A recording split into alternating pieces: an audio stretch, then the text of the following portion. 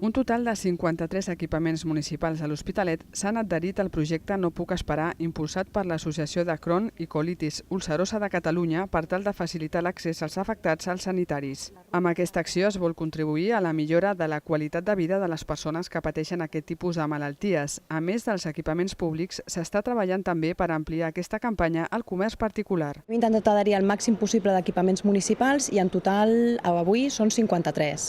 Llavors intentarem ampliar també a tot el que és el comerç particular, comerç privat, via una campanya amb el CENFO per sensibilitzar la nostra societat i mica en mica poder ampliar aquesta xarxa de servei. L'Hospital de Bellvitge, a través de metges especialistes, distribueix els carnets que acrediten el portador com a afectat per aquestes malalties. Tenim unes targetes, que són les targetes del projecte No puc esperar, que les lliuren als metges. Per què?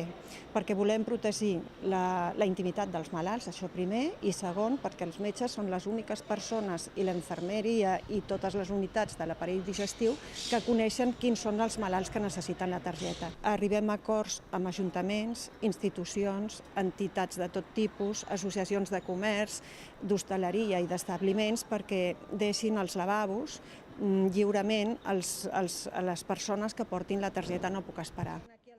Aquest projecte també compta amb una aplicació pel mòbil amb un geolocalitzador dels lavabos més propers adherits a la campanya. I allà pots geolocalitzar el lloc on està situat la persona que té la targeta, cliques i et surt el lavabo més proper adherit i mitjançant Google Maps et fa el recorregut fins al lavabo. Llavors també tens la possibilitat de que si tu viatges a un altre municipi i tens la targeta, pots posar el nom del municipi i geolocalitza tots els lavabos del municipi. Entre els equipaments municipals adherits, distribuïts per tots els barris de la ciutat, hi ha regidories, centres culturals, instal·lacions esportives, mercats o biblioteques.